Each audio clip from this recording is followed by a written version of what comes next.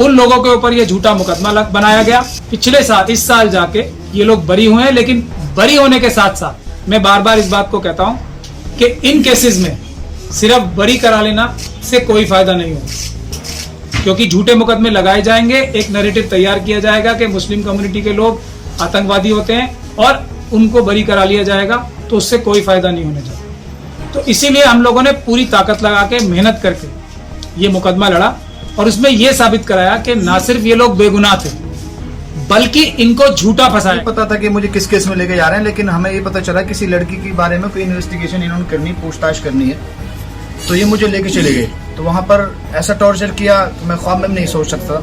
बहुत टॉर्चर किया, पूरी रात मुझे मारते रहे हर तरह से। मुझसे ये भी नहीं पूछा कि तुमने क्या किया क्या नहीं किया, बस मारते रहे पूरी रात। मैं बार बार ये पूछता कि मैंने क्या किया है। उन्होंने कुछ नहीं, कोई थोड़ा प्रेशर है ऊपर से, आप 2-4 महीने में चले जाओगे।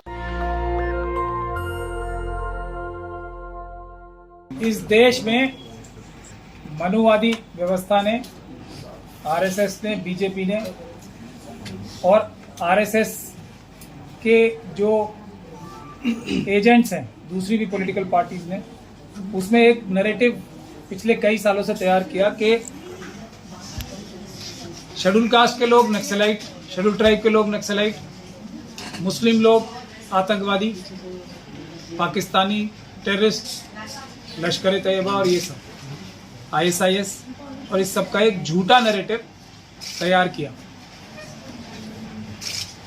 और इसमें बे इंतहा बहुत ज़्यादा संख्या में बेगुनाह शेड्यूल कास्ट, शेड्यूल ट्राइब के लोगों को, और नॉर्थ ईस्ट में और दूसरी जगहों पे भी, चाहे तो वो तेलंगाना हो, चाहे बिहार हो, चाहे वेस्ट बंगाल हो, उड़ीसा हो और यूपी हो, वहाँ से भी, और अब मेवात में भी एक बहुत बड़ी साजिश के तहत मेवात के ऊपर ये इल्ज़ाम लगाया गया कि यहाँ पे लोग लश्कर तैयबा के लिए काम करते हैं और पाकिस्तान से संबंध है इनके, और दिल्ली में बड़े बड़े बम धमाके करने की साजिश की जा रही थी, बिजनेसमैन को किडनैप कर। तो एक IB ने स्पेशल सेल में कंप्लेंट कराई कि उन्होंने जावेद बलूची नाम के लश्कर तैयबा के वेल नोन आतंकवादी के साथ बातचीत इंटरसेप्ट की है कुछ मुस्लिम नौजवानों की कुछ फ़ोन नंबर्स पे, जो कि राजस्थान और हरियाणा के, और उसके लिए 7 साल तक मुकदमा चला। मेरे दोनों तरफ राशिद और शाहिद हैं इन लोगों के ऊपर, जो जिनके पूर्वज भारत की आज़ादी के लिए और उससे पहले भारत को मजबूत और एक साथ रखने के लिए जिनके बुजुर्गों ने इतनी कुर्बानियां दी हैं कि शायद मनुवादी मानसिकता के लोग सपने में नहीं सोचे, उन लोगों के ऊपर यह झूठा मुकदमा बनाया गया। और अब पिछले साल इस साल जाके ये लोग बरी हुए हैं, लेकिन बरी होने के साथ साथ मैं बार बार इस बात को कहता हूं कि इन केसेस में सिर्फ बरी करा लेना से कोई फायदा नहीं होगा, क्योंकि झूठे मुकदमे लगाए जाएंगे, एक नैरेटिव तैयार किया जाएगा कि मुस्लिम कम्युनिटी के लोग आतंकवादी होते हैं और उनको बरी करा लिया जाएगा, तो उससे कोई फायदा नहीं होने जा।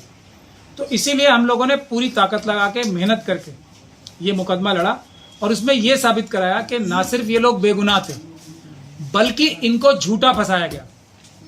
अब आतंकवाद के केसेस में अगर कोई किसी को झूठा फंसाता है तो ये अपने आप में आतंकवाद की ही घटना है, क्योंकि इतना बड़ा इल्जाम झूठा लगाना देश में अफरा तफरी का माहौल फैलाने के बराबर है। और इसके लिए जो ये पुलिस की एजेंसी है, स्पेशल सेल दिल्ली पुलिस खास तौर पे मुलजिम है और इन्होंने ये इतना बड़ा अन्याय और अपराध किया है। इसके लिए अब हम जो कानून में प्रावधान है उसके लिए इनकी जो पूरी जिंदगी खराब कर दी, इनके ऊपर एक स्टिग्मा लग गया, पूरे इलाके के ऊपर जो एक स्टिग्मा लग गया, इनके बच्चे, इनकी फैमिलीज, सबको इतनी ज्यादा बदनामी झेलनी पड़ी, उस सब के लिए अब हम 10-10 करोड़ का जो कॉम्पनसेशन के लिए इन दोनों के को और इनके परिवारों को 10-10 करोड़ रुपए का कॉम्पनसेशन का मुकदमा हम डालने वाले हैं, ताकि आगे किसी भी एजेंसी को झूठा फंसाने की हिम्मत ना हो सके, जुर्रत ना हो सके। यही इन केसेस का, झूठे केसेस का सच्चा और सही जवाब है, जिससे पुलिस एजेंसीज को भारत के संविधान के अंदर रह के काम करना, कानून व्यवस्था और लॉफुल एक्टिविटी करना ही अलाउड रहेगा। अगर वो भी गैर कानूनी काम करेंगे तो उनको भी अपराध की श्रेणी में, अपराधियों की श्रेणी में डाला जाएगा। ऐसा काम हम इस केस के लिए करने जा रहे हैं, इसीलिए आप सब लोगों को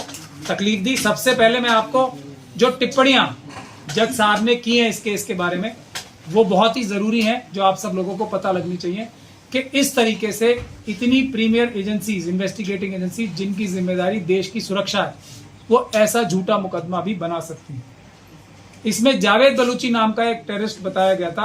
कोर्ट ने ये फाइंडिंग दी है कि जावेद बलूची नाम का टेररिस्ट होना तो दूर की बात है, कोई जावेद बलूची नाम का आदमी है ये भी साबित नहीं कर पाई पुलिस। तो इतना बड़ा अन्याय और इतना बड़ा झूठ जो है, मैं समझता हूँ देश के सामने आना चाहिए कि ये जो मुस्लिम नौजवानों को, शेड्यूल कास्ट नौजवानों को, शेड्यूल ट्राइब नौजवानों को खास तौर पे, और दूसरी माइनॉरिटीज के नौजवानों को, क्रिश्चियन और सिख, झूठा फंसाया जाता है, वो एक बहुत बड़ी साजिश के तहत है, जिसमें हमारे देश में जो लोग आतंकवादी नहीं हैं उनको भी आतंकवादी बना के पूरी दुनिया में क्या मैसेज दिया जा रहा है कि भारत में इतना सारा आतंकवाद की घटनाएं हो रही हैं। इससे हमारे देश की आंतरिक सुरक्षा पे तो असर पड़ता ही है, लेकिन जो इन्वेस्टर्स हैं वो भी इन्वेस्ट करने से कतराएंगे कि यहाँ तो इतनी आतंकवाद की घटनाएं हो रही हैं। तो ये देश के खिलाफ साजिश है, जिसमें हमारी एजेंसीज के भी बहुत सारे रोग एलिमेंट्स शामिल हैं। तो मैं पैरा 20 पढ़ के सुना रहा हूँ जज साहब ने जो इस केस में फाइंडिंग दी है। In my considered opinion there are gaping holes in the prosecution version besides, ये एक टिप्पणी है। उसके बाद एक और टिप्पणी है, furthermore there is nothing on record to establish identity of Javed Baluchi, leave aside allegation that he is dreaded terrorist. यानी कि ये कोई इंसान भी है, इसका भी कोई सबूत, हजारों करोड़ रुपए की जिसका बजट है दिल्ली स्पेशल सेल का और दिल्ली पुलिस का, वो ये भी साबित नहीं कर पाया कि जावेद बलूची नाम का कोई आदमी भी है जिससे इनका बात करना दिखाया।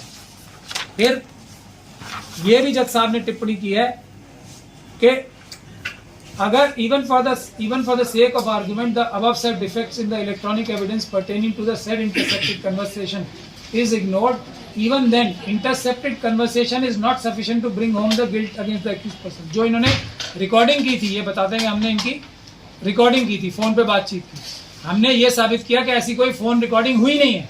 लेकिन जज साहब कह रहे हैं कि चलो मान लिया, सिर्फ एक बहस के तौर पे कि रिकॉर्डिंग इन्होंने कर भी ली थी, तब भी उन रिकॉर्डिंग में भी ऐसा कुछ भी नहीं है जिससे लगता कि कोई अपराध या कुछ भी हुआ है। फिर भी इन लोगों को 9 साल तक जेल के पीछे रखा गया। ये है अनलॉफुल एक्टिविटीज प्रिवेंशन एक्ट जो है, यूएपीए, जिसको बहुत ही ड्रैकोनियन कानून कहा जाता है, उसकी सबसे बड़ी कमी कि इस तरह के बेगुनाह जिनको झूठा फंसाया जाता है उनकी भी जमानत नहीं हो पाती। ये यूएपीए का सबसे बड़ा कमी और अपराध है। लेकिन इसमें जो सही सोल्यूशन है वो ये है कि इस प्रकार के झूठे मुकदमे जो पुलिस ऑफिसर्स बनाए उनको भी बहुत सख्त से सख्त सजा मिलनी चाहिए। यही इस केस का सही वो हो सकता है। फिर एक पैराग्राफ में जब जज साहब ये कहते हैं कि there is no material available on record to connect accused persons with LET, therefore I am convinced prosecution has miserably failed to prove on record that accused persons were members of banned terrorist organization Lashkar-e-Taiba. तो लश्कर-ए-तैयबा का member बता दिया, मतलब कितना बड़ा जुर्म और गुनाह है किसी को लश्कर-ए-तैयबा जैसी आतंकवादी संगठन का मेंबर बता देना और उसके खिलाफ मुकदमा दर्ज कर देना। तो जज साहब ये कहते हैं कि ये पूरी तरीके से, मतलब बहुत बुरी तरीके से फेल हो गए कोई भी एविडेंस लाने में कि ये लश्कर-ए-तैयबा के मेंबर। फिर जज साहब ने ये भी कहा है कि prosecution has miserably failed to prove its case and accused person deserves to be, मतलब बुरी तरह से नाकामयाब हो गई प्रोसिक्यूशन। ये है इन केसेस की जिस पे हम लोगों को सबको मिलकर सोचना पड़ेगा कि इस देश में क्या पुलिस के अधिकारी यदि कानून तोड़ के ऐसी घटनाएं करते हैं तो उनके खिलाफ क्या कार्रवाई होनी चाहिए। और इन दोनों की जो जिंदगी खराब हो गई है या ऐसे परिवारों की जो जिंदगी खराब हो जाती है उसके लिए भी सरकार को मुआवजा नहीं, बहुत बड़ी कंपनसेशन देनी चाहिए। इनकी रेपुटेशन के लॉस की, इनकी जो पैसे का लॉस हुआ है वो तो सबसे कम लॉस है, लेकिन जो रेपुटेशन और जो घर में बदनामी हुई, जो इन्हें एक स्टिग्मा लग गया इनके ऊपर, उसको भी धोने के लिए एक लंबी कार्रवाई की जरूरत है जिसमें हम सब आप लोगों का सहयोग चाहिए। सर कब गिरफ्तारी हुई थी इनकी? 2013 में गिरफ्तारी हुई। कब सर दोस्त ये बरी हुए हैं ये पिछले महीने की 9 तारीख। 9 तारीख। क्या नाम है आपका सर? मेरा नाम मोहम्मद राशिद है। आपको कितने साल जेल में रहना पड़ा? तकरीबन 9 साल। कब गिरफ्तारी हुई थी? 2013 में मुझे गिरफ्तार किया गया। कितनी उम्र थी आपकी? उस वक्त मैं बिल्कुल यंग था, मैं तकरीबन 26 साल की मेरी उम्र थी। परिवार में कौन कौन है? और परिवार में पूरी फैमिली है, मेरे जो है 2 बूढ़े माँ बाप हैं। देखिए, ये लोग हमारे घर पे पहुँचे और वहाँ पर जो है मैं नहीं था, तो घर पे कहने लगे कि हमें उनको तलाश है और उन पर जो है किसी जो है लड़की का या कोई जो है लड़की के बारे में पूछताछ करनी है। तो इस तरह घर पे गए थे। तो उस वक्त मैं घर पे नहीं था, तो अगले दिन मुझे पता चला, तो जो है मैं तो पुलिस के डर की वजह से इधर उधर था। तो फिर 4 या 5 दिन के बाद में मैं सरेंडर हुआ। तो मुझे नहीं पता था कि मुझे किस केस में लेके जा रहे हैं, लेकिन हमें ये पता चला किसी लड़की के बारे में कोई इन्वेस्टिगेशन इन्होंने करनी, पूछताछ करनी है। तो ये मुझे लेके चले गए, तो दिल्ली लेके आए। तो वहाँ पर ऐसा टॉर्चर किया मैं ख्वाब में भी नहीं सोच सकता। बहुत टॉर्चर किया, पूरी रात मुझे मारते रहे हर तरह से। मुझसे ये भी नहीं पूछा कि तुमने क्या किया क्या नहीं किया, बस मारते रहे पूरी रात। सर इसी तरह होता रहा। फिर अगले दिन जो है मुझे ये कोर्ट में लेके गए। मुझसे कहा कि अगर तुमने जज साहब के सामने कुछ बोला तो हमारे पास ही तुम रहोगे 1 महीने, हम इसी तरह पीटते रहेंगे। तो सर फिर अगले दिन फिर लेके आए मुझे। इन्होंने रात में तो हर रात मुझे मारते ही थे। दिन में थोड़ा सा मुझे जो है रिलीफ मिलता था। रात में कभी मुझे जो है अलग अलग से इन्वेस्टिगेशन के लिए आते थे, उनके हवाले कर दिया करते थे। बस उनसे ये कहते थे कि भाई जो है ना, इनको जख्म मत होने देना, जो चाहे करते रहो। तो वो जो लम्हात हैं, वो जो दिन हैं, जो डेज़ हैं, वो मैं अल्फाजों में बयान नहीं कर सकता। तो यहाँ तक कि मेरी शक्ल सूरत भी जो है इन्होंने ख़राब कर दी थी, दाढ़ी वगैरह भी सब उपड़ गई थी। और ऐसा टॉर्चर किया था कि मेरे ये जो है ना, ये पैर जो मेरे बड़े भारी भारी हो गए थे। 3-4 महीने में जाके जो है ये इनकी सोजन उतरी थी और मैं चल पाया था सही से। तो इन्होंने जो है जब मुझे पीसी पे रखा, अपनी कस्टडी में रखा, तो इन्होंने मुझसे कोई बयान नहीं लिया। बस कहते कि आप जो है साइन करते रहें। और मुझे वहीं पे एक वकील भी अवेलेबल करा दिया। एमएस खान कहने लगे ये तुम्हारे वकील हैं, वो जो है जमीयत की तरफ से रहते हैं और ये अच्छे वकील हैं, ये तुम्हें जो है बहुत जल्दी छुड़वा देंगे। तो मैं उससे कहने लगे मुझे पकड़ क्यों रहे हो, मैंने क्या किया है? नुकरे आपने कुछ नहीं किया है, हमारे ऊपर प्रेशर है और आप 2-4 महीने में चले जाओगे। तो इस तरह की मैं बार बार ये पूछता कि मैंने क्या किया है। नुकरे कुछ नहीं, कोई थोड़ा प्रेशर है, ऊपर से आप 2-4 महीने में चले जाओगे। एक अफसर ने देखा कि तुम ये समझो कि 4 महीने की जमात में चले जा रहे हो। इस तरह की बातें करके तो खामोश कर दिया करते थे। तो एमएस खान साहब जो है, हमें लगा कि हमारे हमदर्द हैं। तो हम तो कभी वास्ता पड़ा नहीं था पुलिस से या जुडिशरी से। तो जैसे वो कहते थे हम ऐसे करते रहते थे। तो एक टाइम आया था, तो मैं जो है पुलिस वाले कहने लगे हम आपकी वॉइस चाहिए। तो मैंने एमएस खान से पूछा कि वो वॉइस के लिए बोल रहे हैं, मैं दे देता हूँ। कहा कि नहीं देनी है। मैं सर मैंने कुछ किया नहीं है, मैं दे देता हूँ। क्योंकि नहीं देनी नहीं है। तो इस तरह मैंने वॉइस नहीं दे पाया अपनी सर। तो मैं देने को भी था वहाँ पे, जब ये जेल में आए थे। तो इन्होंने मुझसे जो वॉइस न लेकर मुझे वहाँ पर एक रूम में ले गए, सेपरेट रूम में, और एक सिपाही साथ में था। तो वहाँ भी इन्होंने मुझे बहुत टॉर्चर किया। मुझे जाते ही पहले सबसे पहले जो है ना हट करना शुरू कर दिया, बहुत मारा। और मुझसे ये नहीं कहा कि तुम जो है वॉइस दे दो। मैंने कहा कि आप जिस चीज़ काम के लिए आए वो कर लो। लोग नहीं वो हो गया। तो उन्होंने मुझसे एक जो है एक पर्चे पे कुछ लिखवाया कि मैं जो है वो मैंने लिख दिया। उस वक्त बहुत टॉर्चर था। तो ऐसा टॉर्चर करते हैं कि उस वक्त आदमी ये सोचता है कि शायद मुझे मौत आ जाए तो ज़्यादा अच्छा है। ऐसा टॉर्चर करते हैं। तो सर ये इसी तरह प्रोसीजर चलता रहा। मुझे अभी भी इतना इल्म नहीं था कि मैं कौन से केस में हूँ। जब मैं जेल में आ गया था तब मुझे लोगों ने पूछा कौन से केस में हो, मुझे पता नहीं। फिर मैं FIR नंबर ली, वहाँ पे एक लीगल एड होती है, लीगल एड में से मैं जो है लेके आया, लिखे। तो मैंने लोगों को दिखाया, तो उन्होंने जब मुझे बताया तो ये तो तुम तो आतंकवादी हो।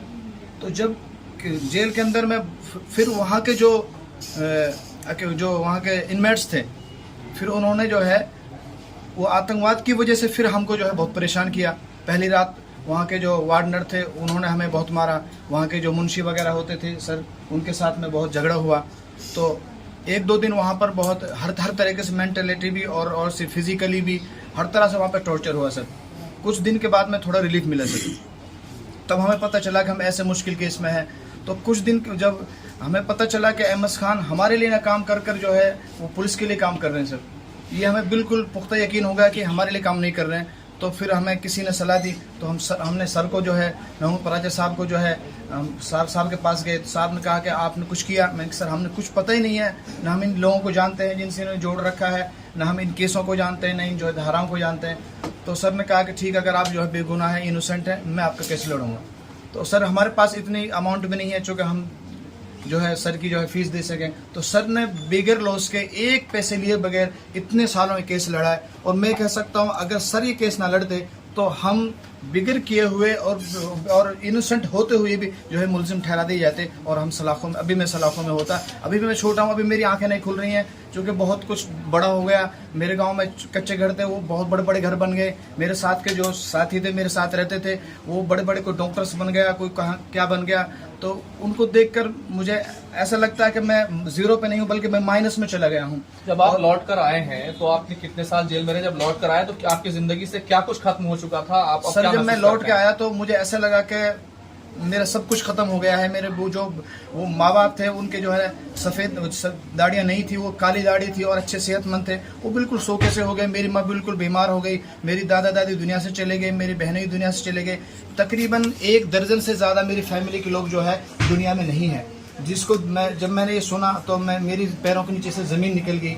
और इसी के सिलसिले में मैंने अब्बा जी से पूछा कि आजकल आप क्या कर रहे हैं? कहा कि बेटा मेरा एक जो है छोटा एक बिजनेस था, वो भी सब खत्म हो चुका। तेरी वजह से मेरे पास कोई कुछ लेने में नहीं आता, मेरा सारा कारोबार सब खत्म हो चुका है और हम बहुत बेइज्जती महसूस कर रहे हैं। हम घर से निकलते हैं तो हमें बहुत जो है हर्ट होता है।